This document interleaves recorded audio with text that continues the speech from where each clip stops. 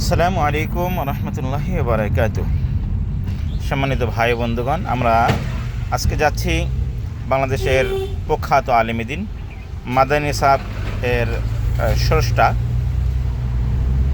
যিনি আদিব সাহেব হুজুর নামে খ্যাত, জনাব হযরত মাওলানা আবু তাহের মেজবা দামাত বারাকাতুহুম, তার মাদ্রাসায় আমরা এখন পথেই আছি।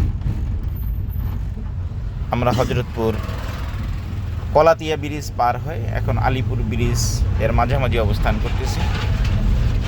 আমার সাথে আছেন আমার শ্রদ্ধেয় বড় ভাই জনাব হাজি সাইফুল ইসলাম সাহেব, তো ওনার বড় ছেলে মোহাম্মদ মেরাজ, হাফেজ মোহাম্মদ মেরাজ, তার ভর্তি সংক্রান্ত বিষয় নিয়ে।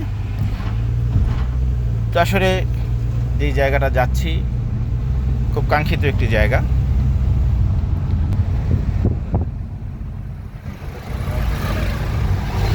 যারা হজরতের সান্নিধ্য পেতে চায়, তার কাছ থেকে কিছু শিখতে চায়, আসলে বাংলাদেশের ভালো মানুষগুলোই যারা ইলমে দ্বীনের যে আসলে যেই মধু আহরণ করে, যারা সেই প্রত্যাশিত তালিম এবং তরবিয়ত উভয়টার সমন্বয় অর্জন করতে চায় একজন আল্লাহওয়ালা বুজুর্গের সান্নিধ্যে থেকে, ওইরকম একটি জায়গা হলো হজরতপুর। আমরা এখন আছি আলিপুর ব্রিজের আগেই।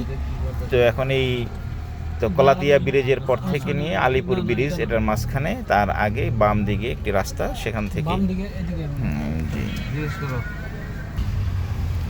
যে আমরা এখন আলিপুর ব্রিজ থেকে বাম দিকে, আলিপুর একদম আলিপুর ব্রিজ যেটা, তো ওই ব্রিজের কাছাকাছি এসে বাম দিকে যে রাস্তাটা মোড় নিয়ে আসে, সেই রাস্তা থেকে তো চলে যেতে হবে মাদ্রাসাতুল মদিনা, কাঙ্ক্ষিত যে আমাদের লক্ষ্যস্থল সেখানে।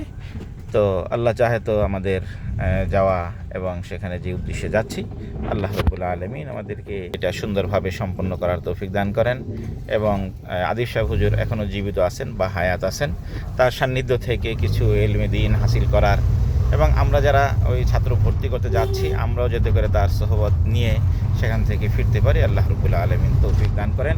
আপনারা যারা ইচ্ছুক, যারা এই মাদ্রাসায় পড়াবেন, তো তারা স্বর্ণাপন্ন হতে পারেন। তা আপনারা হেমায়তপুর থেকে অথবা কদমতলী থেকে, তো কেরানীগঞ্জ কদমতলী থেকে আপনারা তো এদিকে চলে আসতে পারেন হজরতপুর, এই তো কলাতিয়া ব্রিজ আর আলিপুর ব্রিজ এর মাঝখানে, একদম আলিপুর ব্রিজের কাছাকাছি যে মোড়টা নিয়েছে বাম দিকে, ওখান থেকে তো যে কোনো লোককে জিজ্ঞাসা করলেই বলে দিবে যে মাদ্রাসাতুল মদিনা কোন জায়গায়।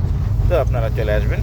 আল্লাহ রাব্বুল আলামিন আমাদের সকলকে দ্বীনের সাথে, দ্বীনের তালিমের সাথে কবুল করেন। আমিন। আসসালামু আলাইকুম ওয়া রাহমাতুল্লাহ।